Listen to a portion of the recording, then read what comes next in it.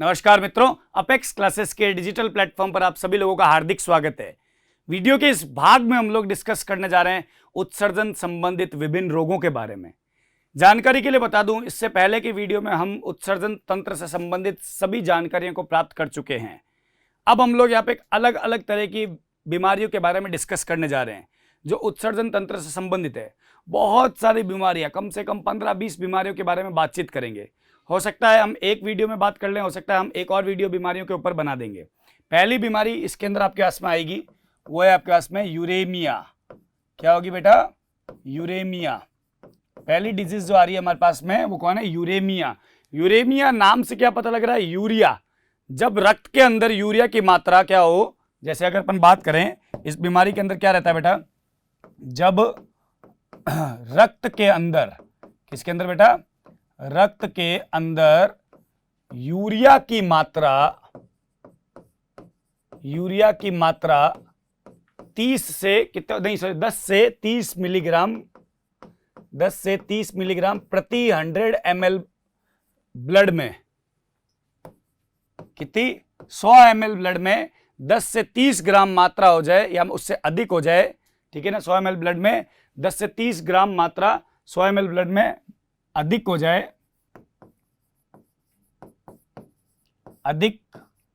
जाए, तो रोगी व्यक्ति किससे ग्रसित होगा?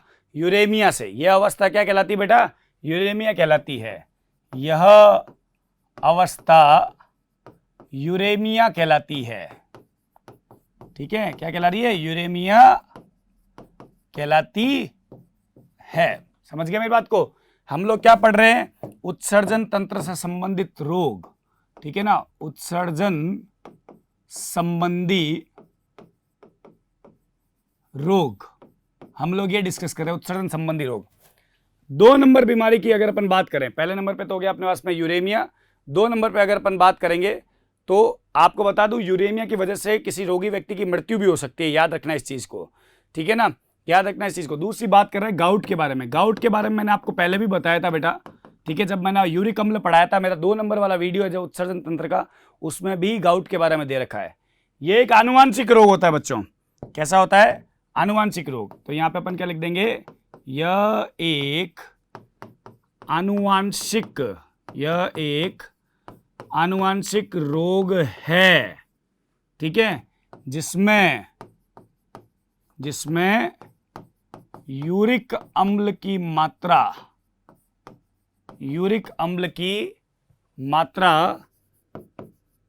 अधिक हो जाती है। क्या हो जाती है? अधिक हो जाती है। यानी ये कौन सा रोग है? आनुवांशिक रोग है, जिसमें रुधिर के अंदर क्या होता है? रुधिर के अंदर ही होगा, यूरिक अम्ल की मात्रा बढ़ जाती है। और ये जो यूरिक अम्ल होते हैं, ठीक है, रुधिर के अंदर बढ़ता है बेटा। आपको पहले ही बताया था, यह यूरिक अम्ल जॉइंट्स जो होते हैं ना, हड्डियों के बीच में जॉइंट्स, जोड़े जिसको अपन कहते हैं जोड़े, ठीक है, वह किडनी, कौन आ जाएगा? किडनी में जमा हो जाते हैं। क्या हो जाते हैं बेटा? जमा हो जाते हैं। मुख्य रूप से जॉइंट में जमा होते हैं बेटा। किस में जमा होते हैं? जॉइंट में, ठीक है ना। याद रखना इस चीज को, जॉइंट्स के अंदर और इसमें जमा हो जाते हैं। याद रखें इस चीज को। मैं आपको ये भी बता देता हूं कि इसके अंदर आपके पास में ये रोग क्यों हो सकता है, ये रोग किस में ज्यादातर होता है। अब जैसे जॉइंट के अंदर जमा हो जाएगा तो जॉइंट के मूवमेंट पे अफेक्ट पड़ेगा, जॉइंट की गति पे क्या होगा? अफेक्ट पड़ेगा। कैसे व्यक्तियों में ये रोग होता है? ऐसे व्यक्ति जो उपवास ज्यादा रखते हो, ठीक है। क्या रखते हो? उपवास ज्यादा रखते हैं। ये रोग उपवास व डायूरेटिक्स, ठीक है ना, डायूरेटिक्स में बढ़ता है। मतलब कि याद रखना, यह रोग उपवास करने वाले व डायूरेटिक्स। क्या होता है डायूरेटिक्स? डायूरेटिक्स का मतलब होता है मूत्र में जल की मात्रा का अधिक त्यागा जाना। क्या होता है? जल की मात्रा का अधिक त्यागा जाना। ये चीज होती है। यह रोग उपवास व डायूरेटिक्स यानी मूत्र में जल की मात्रा का अधिक त्यागा जाना, उन रोगों में, यानी यह रोग उपवास व डायूरेटिक्स वाले व्यक्तियों में वाले व्यक्तियों में अधिक होता है। राइट, ये आपको यहां पे ध्यान में रखना है गाउट के बारे में। दो मैंने बीमारियां बता दी आपको, यूरेमिया और गाउट। तीसरी बात करते हैं अपन लोग किसके बारे में, पथरी के बारे में। ठीक है, किसके बारे में बात करते हैं, पथरी के बारे में। तो यहां पे डिस्कस कर लेते हैं अपन पथरी। पथरी के बारे में आप सभी लोगों ने सुना होगा, है ना। पथरी के अंदर क्या होता है बच्चों कि जो अपने पास में रीनल पेल्विस होता है, उस रीनल पेल्विस में क्या होता है, यूरिक अम्ल के क्रिस्टल, कैल्शियम ऑक्जेलेट के क्रिस्टल या फॉस्फेट के क्रिस्टल होते हैं, वो जमा हो जाते हैं। आपको पता है ना रीनल पेल्विस कहाँ होता है, ये हमारे पास में किडनी है अगर, तो यहाँ से अपने पास में ये निकल रही है मूत्रवाहिनी, तो इस जगह पे आपके पास में यहाँ पे जहाँ पे रीनल पेल्विस होता है वहाँ पे बता रहा हूँ, इस जगह पे आपके पास में क्रिस्टल्स जमा हो जाते हैं। किसके, यूरिक अम्ल के। किसके जमा हो जाते हैं, यूरिक अम्ल के क्रिस्टल जमा हो जाते हैं। किसके क्रिस्टल, यूरिक अम्ल के या कैल्शियम ऑक्जेलेट के। किसके, कैल्शियम ऑक्जेलेट के, या फिर आपके पास में क्या हो जाएगा, फॉस्फेट के। ठीक है, फॉस्फेट लवण के, फॉस्फेट लवण के क्रिस्टल्स क्या हो जाते हैं बेटा, जमा हो जाते हैं यहाँ पे रीनल पेल्विस में। तो अब देखो, जब पेल्विस के अंदर जमा हो जाएगा तो यहाँ से यूरिन जो है वो आगे जाने में रुकावट आएगी, मतलब मूत्र को आगे मूत्रवाहिनी के अंदर जाने में क्या होगी, रुकावट आएगी।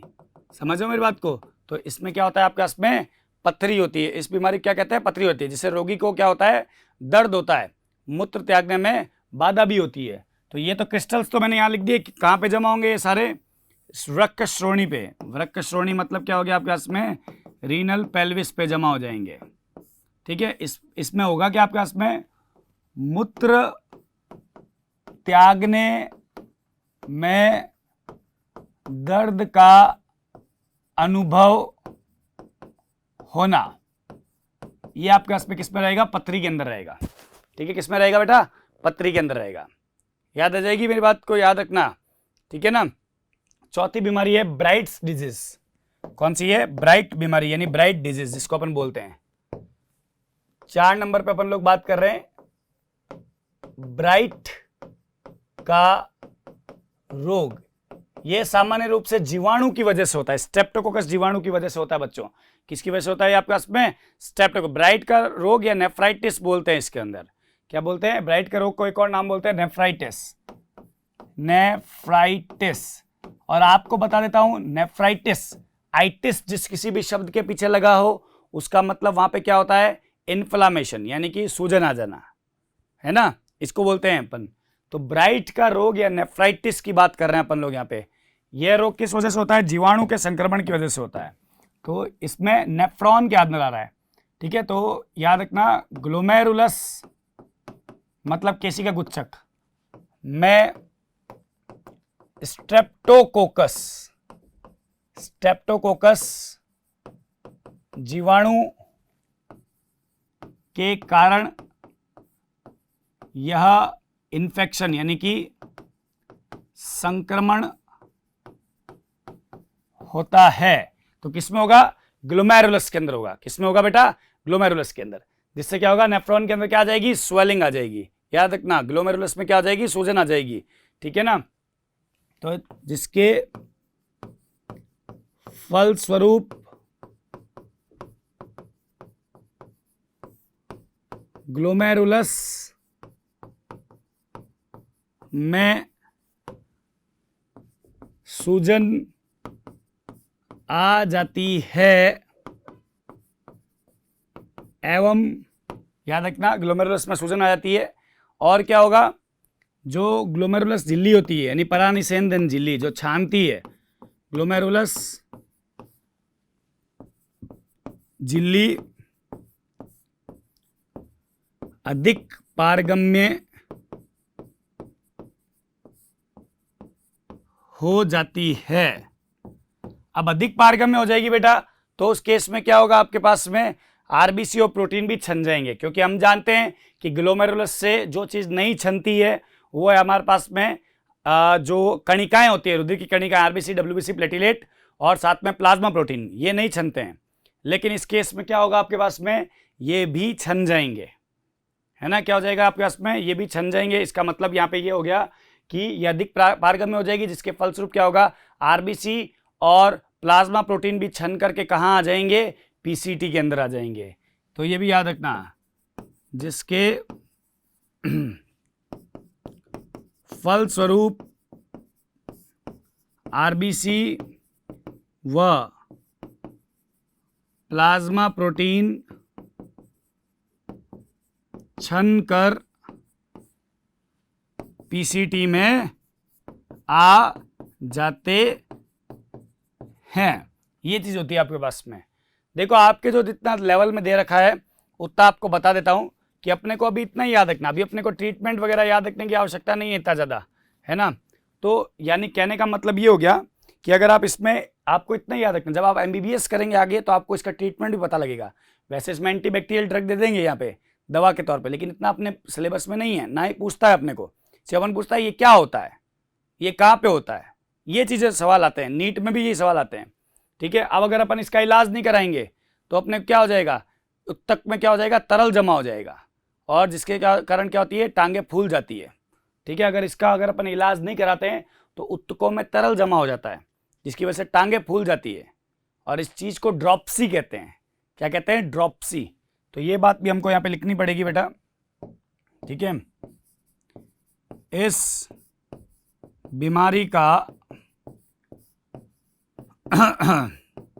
इलाज न करवाने पर उत्तकों में तरल जम जाता है। अब आप सोचोगे टांगे ही क्यों फूलती है सर, हाथ क्यों नहीं फूलती है, तो बेटा उत्तकों का तरल मतलब हो गया लिम्फ, और लिम्फ का सबसे ज़्यादा प्रवाह जो होता है आपके उसमें वो पैरों की तरफ होता है, ठीक है ना। तरल जम जाते हैं जिसके फलस्वरूप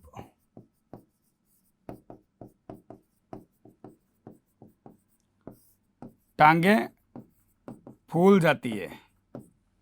क्या हो जाती है, टांगे फूल जाती है, ठीक है ना। क्या हो जाती है बेटा, टांगे फूल जाती है। इससे एडीमा या ड्रॉप्सी कहते हैं, ठीक है, जो भी मैंने बताया भी था आपको। इसे एडीमा या ड्रॉप्सी, एडीमा मतलब स्वेलिंग होता है बेटा, ड्रॉप्सी कहते हैं। ये बात आपको ब्राइट स्टेजेस में रखनी पड़ेगी। तो पथरी में तो नॉर्मली क्रिस्टल जम रहे हैं, उसके अंदर आपके में ग्लोमेरुलस के अंदर जीवाणु की वजह से ये चीज़ हो रही है। यूरेमिया में यूरिया ज़्यादा हो रहा है, गाउट में यूरिक एसिड के क्रिस्टल क्या हो रहे हैं, जमा हो रहे हैं। तो ये बातें आपको दिमाग में रखनी है। 4 बीमारियां मैंने आपको बता दी है। 5 नंबर अपन बात करते हैं ग्लाइकोसूरिया।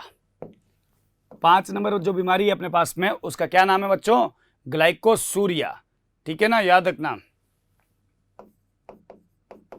ग्लाइकोसूरिया, ग्लाइकोसूरिया बोला हुआ है, वैसे इसको बोलते हैं ग्लाइकोसूरिया। ग्लाइकोसूरिया नाम से पता लग रहा है मूत्र के अंदर ग्लूकोज की मात्रा का होना। क्या होना, मूत्र के अंदर ग्लूकोज की मात्रा का होना, या फिर मूत्र से ग्लूकोज का बाहर उत्सर्जन होना। तो ग्लाइकोसूरिया के अंदर अपने पास में क्या होगा, मूत्र में शर्करा की उपस्थिति। क्या आ जाएगी बेटा, मूत्र में शर्करा की उपस्थिति, ठीक है। मूत्र में शर्करा की क्या हो जाएगी, उपस्थिति हो जाएगी, वह उत्सर्जन। और साथ में मूत्र में शर्करा की उपस्थिति होगी तो मूत्र बाहर त्यागेंगे तो ग्लूकोज का भी तो उत्सर्जन कर रहे हैं, तो उसमें क्या हो जाएंगे, वह मूत्र का या ग्लूकोज युक्त मूत्र का उत्सर्जन, ऐसे ज्यादा सही रहेगा।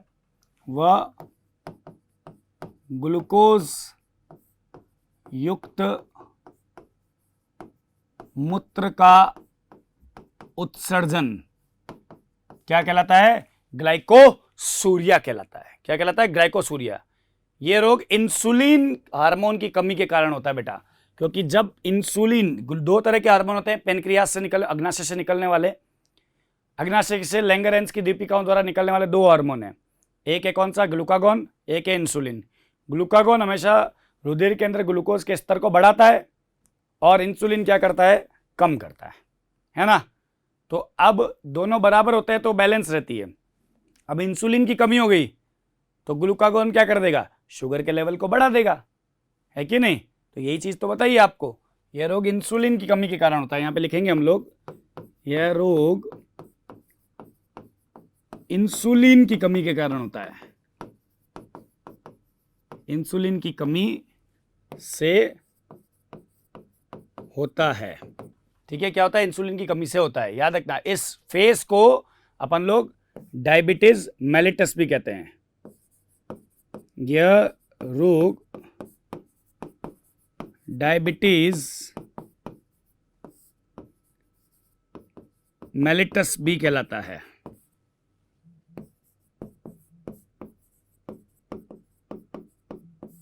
अंडरस्टैंड? क्या कहलाता है? डायबिटीज मेलिटस कहलाता है। याद रखना इस चीज को। ठीक है, 6 नंबर बीमारी की मैं बात कर देता हूं। यहां पे आपके पास में डाइसूरिया, इसको अपन कहते हैं, या डिसूरिया, डिसयूरिया। ठीक है ना, तो यहां पे आप याद रखना, अगली बीमारी अपने पास में आ रही है डिसयूरिया। 6 नंबर बीमारी है डिसयूरिया। डिसयूरिया से क्या मतलब है? मूत्र को त्यागते समय दर्द का अनुभव होना। ये एक अवस्था होती है डिसयूरिया। किसी दूसरी बीमारी की वजह से डिसयूरिया हो जाता है। तो डिसयूरिया जब आप आगे एमबीबीएस पढ़ेंगे तो आपको लगेगा कि ये एक फेज है, अवस्था होती है। जैसे होता है ना कि अगर मेरे पास में, जैसे अगर कह रहे हैं कि डायबिटीज है तो मूत्र ज़्यादा आ रहा है, तो मूत्र ज़्यादा आ रहा है वो उसकी वजह से हो रहा है। तो डिसयूरिया भी किसी ना किसी वजह से होता है ना। जैसे अगर पथरी है तो डिसयूरिया हो जाएगा, क्योंकि मूत्र को त्यागते समय दर्द का अनुभव होगा, है ना। डिसयूरिया क्या होती है? इस अवस्था में क्या होता है बेटा? मूत्र को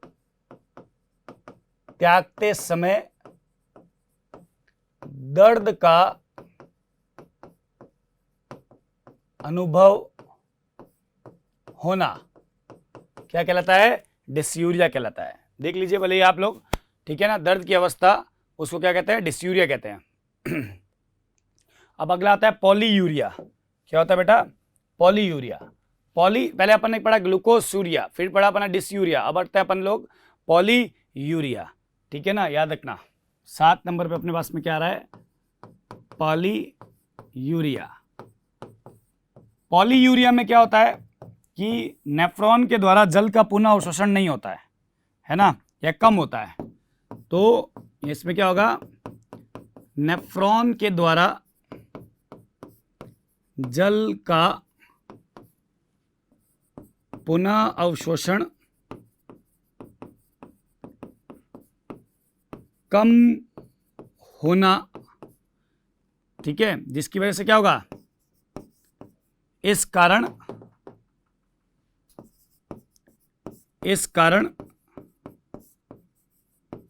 मूत्र का आयतन बढ़ जाता है। मतलब वाटर का रीएब्जॉर्प्शन नहीं हो रहा, जल का पुनः अवशोषण नहीं हो रहा, मूत्र का आयतन बढ़ गया। इसी फेज को अपन क्या कहते हैं? पॉलीयूरिया। बार बार मूत्र को त्यागना। इस अवस्था को पॉलीयूरिया या बहुमूत्रता कहते हैं। बहुमूत्रता कहते हैं। यह पॉलीयूरिया की परिभाषा है। नेफ्रॉन के द्वारा जल का पुनः अवशोषण कम होना, इस कारण से मूत्र का आयतन बढ़ जाता है। इस अवस्था को पॉलीयूरिया या बहुमूत्रता। बार बार रोगी व्यक्ति क्या करेगा? यूरिन करेगा। मतलब डायबिटीज वाले मरीज के अंदर ये चीज देखने को मिल सकती है, पॉलीयूरिया, है ना। याद रखना, एक एक दूसरे से रिलेटेड है डिजीज, इसमें कोई दिक्कत वाली बात नहीं है। ठीक है ना, याद रखें इस चीज के कारण। अब अगली अपने पास में बीमारी है, वो है अपने पास में सिस्टिसिस। क्या है आपके पास में? सिस्टिसिस। ठीक है ना, तो अपने पास में 8 नंबर बीमारी की बात कर लेते हैं। यहाँ पे लिख लेते हैं, यहाँ आ जाएगा क्या? चलिए अगले पे चल लेते हैं। 3 बीमारी यहाँ लिख दी है, अगले पे चल लेते हैं। सिस्टिसिस 8 नंबर बीमारी है सिस्टिसिस। ठीक है, सिस्टिसिस। सिस्टिसिस में क्या होता है? सिस्टिसिस भी एक जीवाणु के संक्रमण से होने वाला रोग है। इस लग गया पीछे, आइटिस लग गया, ये सब संक्रमण वाले हो जाते हैं। यह जीवाणु के संक्रमण के कारण होने वाला रोग होता है, जिसके कारण मूत्राशय में क्या आती है? सूजन आ जाती है। ठीक है, तो यहां क्या लिखेंगे? यह जीवाणु के संक्रमण से होने वाला, जीवाणु के संक्रमण से होने वाला रोग है जिसके कारण मूत्राशय में सूजन आ जाती है। क्या आ जाती है? मूत्राशय के अंदर सूजन आ जाती है। अच्छा, ये जीवाणु के अलावा दूसरे रसायन की वजह से भी हो सकता है, कोई यांत्रिक झटके की वजह से भी हो सकता है मूत्राशय में स्वेलिंग आना। आप तो ये याद रखना, मूत्राशय में स्वेलिंग आना मतलब सिस्टिसिस हुआ है। क्या हुआ है? सिस्टिसिस। ये टर्म्स है, कंडीशन से आपको याद रखनी होगी बेटा, बहुत ही अच्छी तरीके से। अगली बीमारी के अंदर अपन डिस्कस करते हैं 9 नंबर बीमारी, डायबिटीज इंसिपिडस। पहले अपन ने मेलाइटस की बात की थी, मेलाइटस ग्लूकोसूरिया में आ रहा था अपने पास में, कहाँ गया? ये रहा, डायबिटीज मेलिटस, दिख रहा है आपको। अब दूसरी बीमारी की बात करते हैं जो अपने पास में डायबिटीज इंसिपिडस है। क्या अपने पास में इसका अंदर? डायबिटीज इंसिपिडस, डायबिटीज इंसिपिडस या इंसिपिडीज। ये किस वजह से होता है आपको बताता हूं। पश्च पीयूष ग्रंथि से एक हार्मोन निकलता है, ऐसे 2 हार्मोन निकलते हैं पश्च पीयूष ग्रंथि से। पश्च पीयूष ग्रंथि से एक हार्मोन निकलता है, ठीक है, उसको बोलते हैं anti diuretic hormone. Anti diuretic hormone. इस हार्मोन के अल्प स्त्राव की वजह से होता है ये। क्या होता है ये हार्मोन? करता क्या है? सामान्य रूप से यह हार्मोन यानी एंटी डाईयूरेटिक हार्मोन जो है वो क्या करता है? मूत्र के अंदर से जल का अवशोषण करके वापस क्या करता है? ब्लड में भेज देता है। समझ रहे हो? लेकिन इस बीमारी के अंदर क्या हो रहा है? एंटी डायूरेटिक हार्मोन का क्या हो रहा है? आपके इसमें अल्प स्त्राव हो रहा है, जिसकी वजह से डायूरेसिस होगा, वो आपके पास में नहीं होगा। ठीक है ना? डायूरेसिस होगा। डायूरेसिस का मतलब क्या हो गया आपके पास में? मूत्र के अंदर जल की मात्रा का अधिक त्यागा जाना, है कि नहीं? तो देखना ये चीज में क्या होता है आपके पास में, एंटी डायूरेटिक हार्मोन के अल्प स्त्राव के कारण यहां पे देखना अच्छा इसको वैसे कर देते हैं अपन लोग, यहां पे आ जाएगा एंटी डायूरेटिक हार्मोन के अल्प स्त्राव के कारण, एंटी डायूरेटिक हार्मोन के अल्प स्त्राव के कारण डीसीटी व सीटी में से जल का पुनः अवशोषण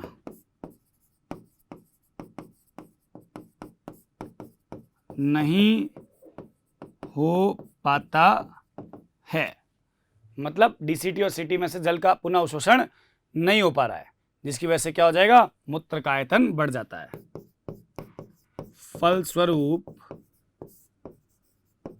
मूत्र का आयतन बढ़ जाता है। राइट, ये आपका इसमें किस में आएगा? डायबिटीज इंसिपिडस में आएगा। ठीक है ना? ओलिगोयूरिया, अगली कंडीशन क्या है हमारे पास में? ओलिगोयूरिया। तो ओलिगोयूरिया की बात करते हैं, 10 नंबर पे अपने पास में आ रहा है ओलिगोयूरिया।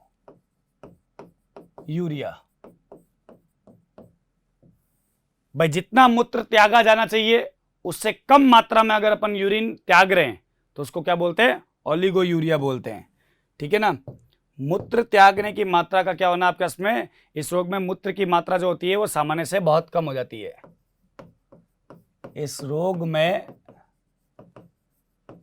मूत्र त्यागने की मात्रा सामान्य से कम हो जाती है। इसको क्या बोलते हैं अपन लोग? ओलिगोयूरिया कहते हैं। ठीक है ना? याद रखना। अब आता है प्रोटीन यूरिया। छोटी छोटी सी कंडीशन से बेटा, 11 नंबर पे अपने उसमें क्या रहा है? Protein urea. नाम से पता लग रहा है मूत्र में प्रोटीन की मात्रा का अधिक पाया जाना। ठीक है, क्या लिखेंगे हम लोग? मूत्र में प्रोटीन की मात्रा का अधिक पाया जाना क्या कहलाता है आपके पास में? प्रोटीन यूरिया कहलाता है। एक एक लाइन की कंडीशंस है। सामान्य से अधिक पाया जाना अपने पास में क्या होता है? प्रोटीन यूरिया होता है।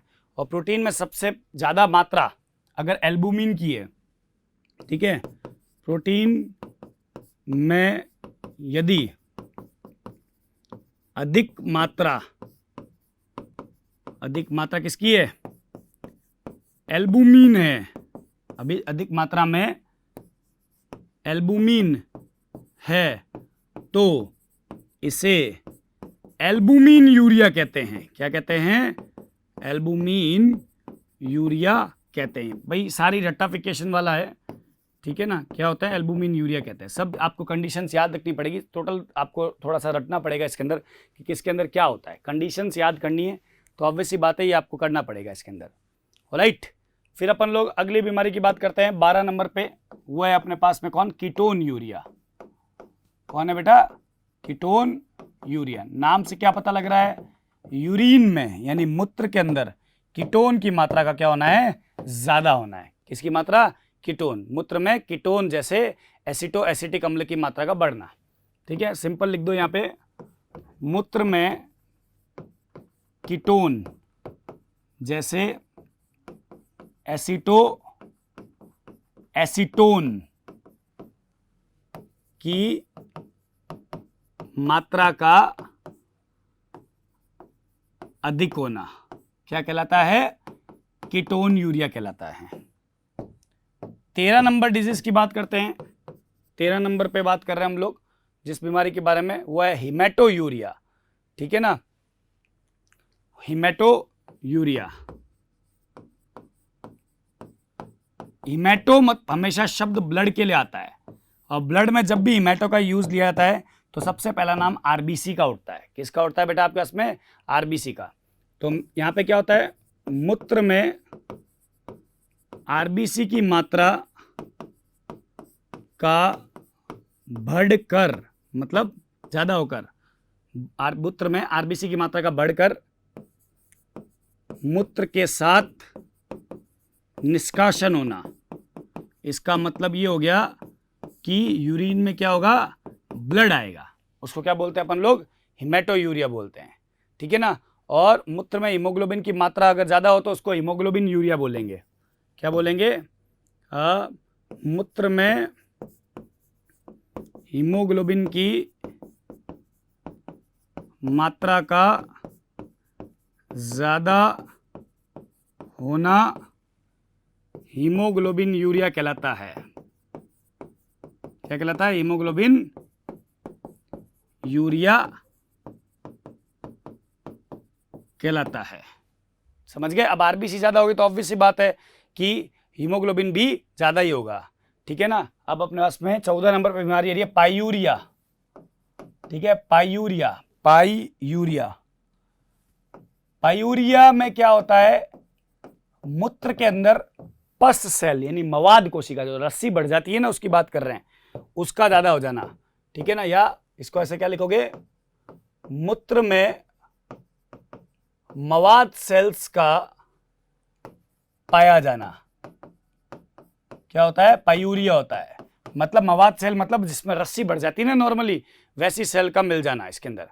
ठीक है ना। अब अपने पास में अगली बीमारी आ रही है पीलिया। 15 नंबर पे क्या लिखेंगे हम लोग यहाँ पे?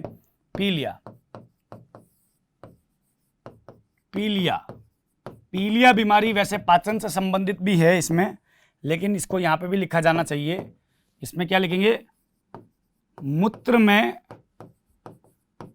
पित्त वर्णकों की मात्रा। पित्त वर्णक कौन से होते हैं? मूत्र में पित्त वर्णकों बिलिरुबिन व बिलिवरिडीन की मात्रा का अधिक होना, जिससे क्या होता है आपके पास में? पीलिया हो जाता है। ठीक है, बिलिरुबिन और बिलिवरिडीन मात्रा का क्या होना? अधिक होना। ठीक है ना, याद रखना। यह प्राय किसमें होता है आपके पास में? हेपेटाइटिस या पित्त नलिका में रुकावट के समय पे होता है।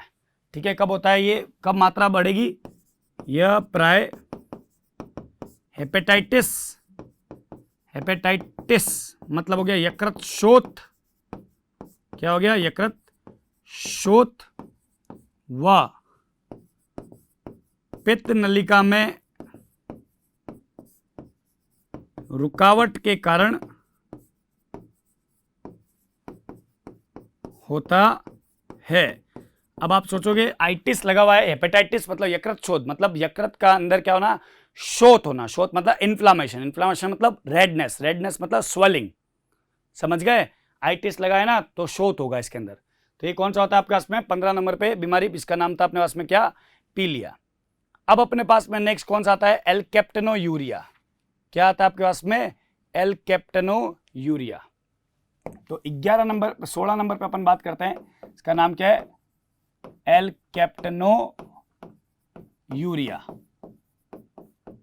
ठीक है, एल्केप्टेनोयूरिया के अंदर क्या होता है आपके पास में, वैसे तो जेनेटिक्स के अंदर ज्यादातर पढ़ाया जाता है इसको, मूत्र में एल्केप्टोन अम्ल का पाया जाना, किसका पाया जाना, मूत्र में एल्केप्टोन की मात्रा का पाया जाना क्या कहलाता है, एल्केप्टेनोयूरिया कहलाता है। ठीक है, जब एल्केप्टोन, जैसे ही आप क्या करोगे, मूत्र को त्यागोगे तो एल्केप्टोन वायु के संपर्क में आएगा और आपका जो यूरिन होगा वो ब्लैक हो जाएगा, क्या हो जाएगा, ब्लैक हो जाएगा। तो इसके अंदर आप ऐसे भी लिख सकते हो इसके अंदर कि यहां पे क्या होता है, जब एल्केप्टोन वायु के संपर्क में आता है, ठीक है ना, क्या होगा बेटा, एल्केप्टोन वायु के संपर्क में आता है तो क्या होगा आपके पास में, यहां पे मूत्र काले रंग का दिखाई देता है, मूत्र काले रंग का दिखाई देता है। इसे कृष्ण, कृष्ण क्योंकि सांवले होते हैं ना कृष्ण जी, इसलिए कृष्ण मूत्र रोग, कृष्ण मूत्र रोग, जिसको अपन इंग्लिश में क्या कहते हैं, black urine disease, black urine disease कहते हैं, राइट। ये आपको दिमाग में रखना है एल्केप्टेनोयूरिया के बारे में, बहुत ही अच्छे तरीके से याद रह जाएगा ना आपको, इस बात को आपको भूलना नहीं है बिल्कुल भी बच्चों, समझ गए मेरी बात को। अब यहां पे आपके पास में एक चीज और होती है आपके पास में, जिसके बारे में हम लोग बात करने वाले हैं, जो अपने पास में ये 16 बीमारियों के मैंने इसके बारे में आपको इन्फॉर्मेशन दे दिया है पूरा का पूरा कंप्लीटली। एक बार अगर ब्रीफली अगर अपन गो थ्रू कर दें तो भी हमको पता लग जाएगा। लेकिन आपको एक बात बता देता हूँ, जो एक चीज़ होती है इसको बोलते हैं वृक्क प्रत्यारोपण। वृक्क प्रत्यारोपण का मतलब हो गया किडनी ट्रांसप्लांट, और एक होता है आपके पास में डायलिसिस, हीमोडायलिसिस। हीमोडायलिसिस हमेशा यूरेमिया के मरीज के अंदर हीमोडायलिसिस को यूज़ कर सकते हैं। हीमोडायलिसिस को हिंदी भाषा में रुधिर अपोहन का नाम देते हैं। रुधिर अपोहन से क्या तात्पर्य है मेरे पास में, रुधिर अपोहन का मतलब आपके पास में हो गया डायलिसिस, ऐसा एक आर्टिफिशियल किडनी यानी कृत्रिम किडनी, जिसके द्वारा क्या होता है कि रुधिर के अंदर जो यूरिया की मात्रा अधिक बन रही है, क्यों बन रही है, क्योंकि किडनी काम नहीं कर रहा है इस वजह से, है ना। तो उस केस में अपन क्या कर सकते हैं, सबसे पहला इलाज होता है हमारे पास में डायलिसिस करवाना।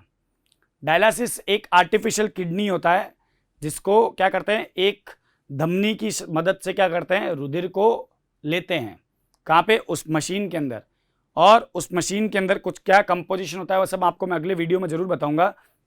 उस कंपोजिशन में आपके पास में क्या रहता है, कहने का मतलब है कि वहाँ से क्या करता है अपन ब्लड को छान लेते हैं, और छानने के बाद में क्या होता है कि कन्वीनियंट वेन के थ्रू, मतलब एक शीरा के थ्रू क्या करते हैं हम लोग उसको ट्रांसप्लांट करते हैं, वापस किसके अंदर, बॉडी के अंदर डाल देते हैं। तो उस केस को क्या कहते हैं अपन कि अपन एक कृत्रिम किडनी का इस्तेमाल कर रहे हैं। अब ये प्रक्रिया जिसको अपन क्या बोलते हैं, रुधिर अपोहन बोलते हैं। क्या बोलते हैं बेटा, दो प्रक्रियाओं के नाम बता देता हूं आपको। रुधिर अपोहन, रुधिर अपोहन का मतलब हो गया हीमोडायलिसिस,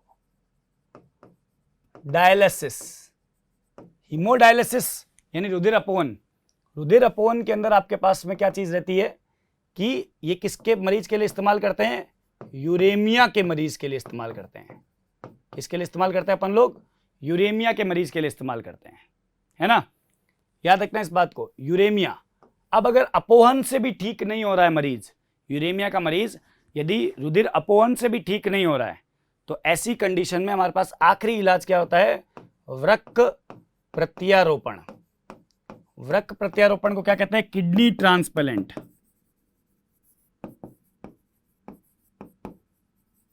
क्या बोलते हैं, किडनी ट्रांसप्लांट बोलते हैं। किडनी ट्रांसप्लांट आसान काम नहीं है, लेकिन आजकल के जमाने में इसको भी यूज करते हैं, है कि नहीं।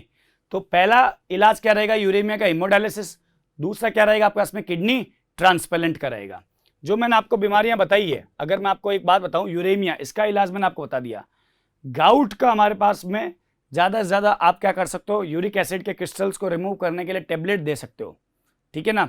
और जो हमारे पास में जॉइंट के बीच में, जो जॉइंट में पेन हो रहा है, उसके लिए आप पेन किलर दवा का इस्तेमाल करवा सकते हो इसके अंदर, है ना। मैं थोड़ा थोड़ा डिजीज़ का आपको बता रहा हूँ, ये सब आपके है नहीं। पथरी में ज़्यादातर ये सलाह दी जाती है बच्चों कि ज़्यादा से ज़्यादा मात्रा में लिक्विड पिया जाए, पानी पिया जाए, और बहुत ही प्रेशर के साथ में मूत्र को त्यागा जाए, जिससे जो पत्थर या जो भी चीज़ या जो भी ऑब्स्ट्रक्शन है वो क्या हो, यूरिन के माध्यम से बाहर निकल जाए। Brides is nephritis. नेफ्राइटिस के अंदर सिंपल सी एंटी बैक्टीरियल ड्रग देते हैं, एंटी बैक्टीरियल दवा देते हैं, जिसकी वजह से ये जो स्ट्रेप्टोकोकस जीवाणु की वजह से संक्रमण हुआ है, ये संक्रमण हट जाए और वापस क्या हो, सामान्य रूप से कार्य करने लग जाए। कौन, ग्लोमेरुलस। समझ गए ना मेरी बात को, ये ध्यान रखिएगा। अगली बीमारी पर है ग्लाइकोसूरिया। ये वैसे डायबिटीज मेलाइटस है। सामान्य रूप से पहले हम लोग इस मरीज को इंसुलिन की टेबलेट्स के ऊपर रखते हैं, बाद में अगर ज़्यादा बढ़ता है तो हम इंसुलिन का इंजेक्शन लगाना बाहर से स्टार्ट करते हैं, ताकि क्या हो, ग्लूकोज का लेवल मेंटेन रहे। राइट। डिस्यूरिया एक कंडीशन है, डिस्यूरिया में यूरिन को त्यागते समय दर्द हो रहा है, तो एक कंडीशन है। ये कंडीशन किसी ना किसी बीमारी की वजह से होगी, ऐसे ही नहीं होगी, ठीक है ना। पॉलीयूरिया में क्या होता है, आपके पास में जल का पुनः अवशोषण आपका कम होने लग रहा है, तो मतलब मूत्र बार बार आएगा। ये भी कंडीशन है, इसको आप बीमारी में नहीं काउंट कर सकते, ये कंडीशन है जो किसी बीमारी की वजह से होगी, that is known as polyuria. फिर आपके पास में क्या आता है, सिस्टिसिस। सिस्टिसिस में अगेन क्या है, आपके पास में जीवाणु है। जब जीवाणु है अपने पास में, तो इसका मतलब क्या होगा, आपके पास में इन्फेक्शन होगा, है ना। इन्फेक्शन होगा तो आप क्या कर दो, एंटी बैक्टीरियल ड्रग दे दो, यानी कि प्रति जीवाणु औषधि दे दो इसके अंदर, तो ये ठीक हो जाएगा। इंसिपिडस के अंदर आपके पास में क्या हो रहा है, एंटी डायरेटिक हार्मोन का सिक्रेशन जो है कम हो रहा है। अब इसके लिए क्या करते हैं, बाहर से एंटी डायरेटिक हार्मोन की डोज देते हैं, जिसकी वजह से क्या हो, उसका लेवल सामान्य हो और ये डायूरेसिस को प्रिवेंट करे। प्रिवेंट मतलब बचाए, डायूरेसिस होने से रोके, क्योंकि डायूरेसिस में क्या होता है, यूरिन के अंदर से मूत्र की मात्रा का अधिक त्यागा जाना होता है। ओलिगोयूरिया में मूत्र को त्यागने मतलब मूत्र की मात्रा है सामान्य से कम होती है, ये भी एक कंडीशन है, स्थिति है, बीमारी नहीं है ये। अब प्रोटीन यूरिया भी एक स्थिति है जिसके अंदर एल्बुमिन की मात्रा ज़्यादा हो जाती है। इनकी कंडीशंस को चेक करके हम दूसरी बीमारियों की तरफ बढ़ सकते हैं कि इसको कौन सी बीमारी हो सकती है। फिर हमारे पास कीटोन यूरिया। कीटोन यूरिया भी एक तरीके से आपको बता देता हूं कि ये भी आपके पास में एक कंडीशन है, ये जो किसी ना किसी बीमारी की वजह से होगी। एसीटोन की मात्रा ज़्यादा हो जाती है इसके अंदर। हिमेटोयूरिया, ये बड़ी खतरनाक कंडीशन है, जब मूत्र के साथ में ब्लड का निकलना। इस कंडीशन के बेस पे हम लोग दूसरी बीमारी को डायग्नोस करेंगे, है ना, ये कंडीशंस है। ऑफकोर्स पायूरिया, मवाद सेल का मिलना, तो इस पेशेंट के अंदर हम लोग क्या करते हैं, एंटी बैक्टीरियल ड्रग देते हैं, या एंटी जो पस सेल की ड्रग है वो हम लोग इसको प्रोवाइड करते हैं, जिससे क्या हो, इसके अंदर पस निकल जाए। और ज़्यादा से ज़्यादा पानी पीने की सलाह दी जाती है, ताकि मूत्र ज़्यादा होगा तो मवाद कोशिका बाहर निकलेगी, है ना। पीलिया के अंदर आपके पास में जॉइंटिस हो रहा है, तो पीलिया की अपनी जो दवाई होती है, हेपेटाइटिस यानी इन्फ्लामेशन को कम करने के लिए, इन्फेक्शन को कम करने के लिए ये दवा दी जाती है, जिसकी वजह से क्या हो, बिलिरुबिन और बिलिवर्डिन का सिक्रेशन हो, वापस क्या हो जाए, सामान्य हो जाए। एल्केप्टेनोयूरिया के अंदर आपके पास में जो मूत्र के अंदर ये एसिड मिलता है, तो इस एल्केप्टेनोयूरिया का पहले कॉज को पकड़ा जाता है कि क्यों हो रहा है, ये क्यों हुआ ये ज़्यादा, फिर उस कॉज को पकड़ के उसके अनुसार क्या होती है, दवा दी जाती है। राइट स्टूडेंट, तो नेक्स्ट वीडियो में मैं आपके पास में डिस्कस करूंगा हीमोडायलिसिस एंड किडनी ट्रांसप्लांट के बारे में, और साथ ही साथ में अपन कुछ और भी कंडीशंस की बातें करेंगे। धन्यवाद। सब्सक्राइब करें हमारा apex classes edutech YouTube channel. साथ ही बेल आइकन को क्लिक करना बिल्कुल ना भूलें ताकि आगे आने वाले सभी यूट्यूब वीडियोस की अपडेटेड नोटिफिकेशंस सबसे पहले आपको मिले। Apex classes edutech, subscribe now.